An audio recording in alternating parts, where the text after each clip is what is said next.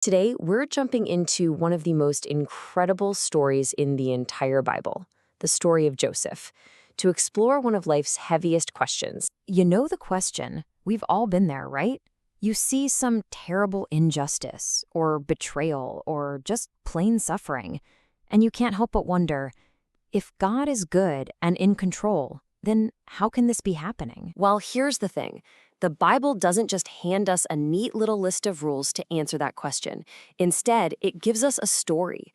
It pulls us right into the messy, complicated, and ultimately beautiful life of Joseph to show us how God's hand might be at work, even when it feels like everything is completely falling apart. So that's our roadmap. We're going to start with the family's hidden sin, walk through these intense tests of character, see what this discipline of sun and frost is all about, and finally get to that breathtaking view from the mountaintop. Okay, so this story doesn't just kick off with some random, terrible event. No, the problem had been simmering for years, hidden away right inside Joseph's own family. The tragedy that's about to hit Joseph doesn't come out of the blue. It's really more like an eruption, coming from a deep, hidden fault line that was running through his family for a long, long time. See, on the outside, Jacob's family looked great. They were big, successful, prosperous, but underneath it all, they were a volcano just waiting to blow. Everything looked solid, but there was this molten lava of dysfunction brewing right under the surface. So what was the pressure? What was this hidden sin? There it is. The poison at the heart of the family was Jacob's blatant, just destructive favoritism. Joseph was the son of Jacob's favorite wife, Rachel. And after she died, Jacob basically made Joseph the emotional son that his entire universe revolved around, showering him with praise and gifts, like that famous coat. This created a really toxic two-tiered family system. On one side, you have Joseph, who becomes kind of arrogant, a bit of a tattletale, bragging about his dreams of ruling his family. And you can't totally blame him, but on the other side, you have his brothers, who are just starved of their father's love. And that neglect, it curdled into this really potent, all-consuming hatred. What's so wild is how the original text is written. It's incredibly deliberate. It's not an accident. 3 separate times it hammers this point home. The hate wasn't just there, it was escalating. It was growing. With every new interaction, they hated him all the more. This family was an absolute powder keg. And eventually, boom, the keg explodes. For 20 shekels of silver, the going rate for a common slave, the brothers grab Joseph, they strip him of that robe, and in this act of pure, cold-hearted betrayal, they sell him into slavery.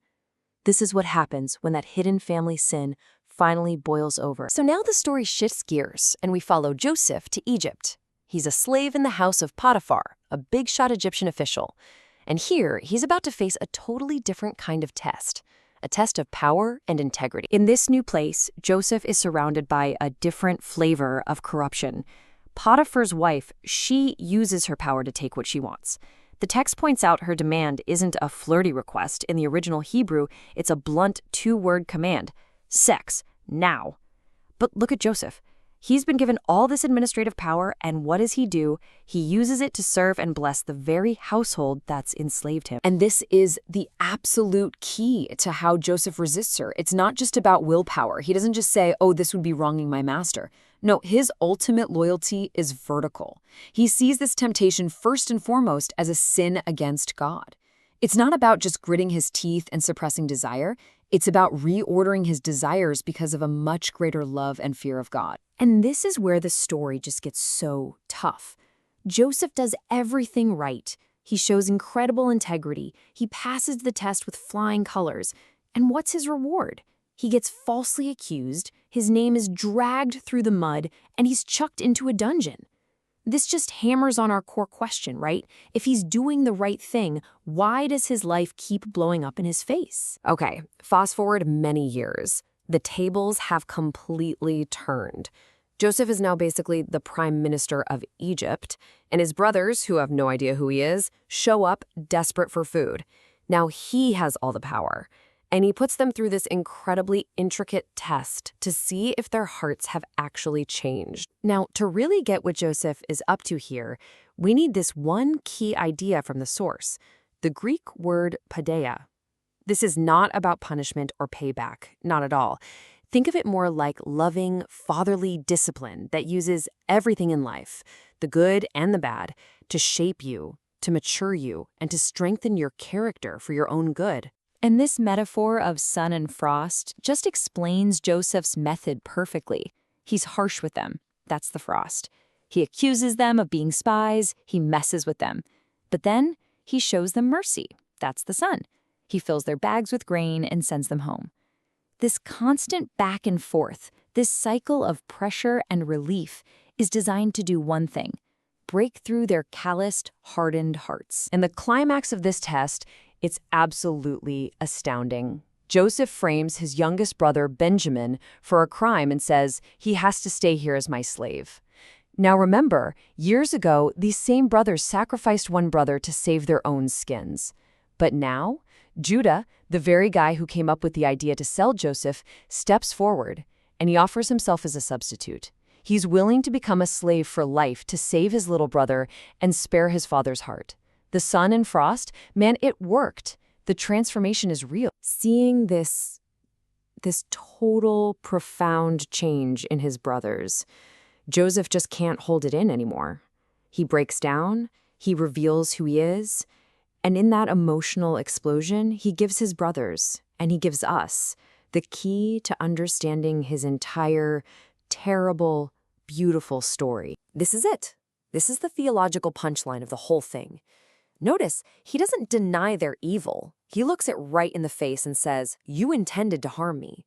But in the very same sentence, he reveals a parallel, bigger, divine intention.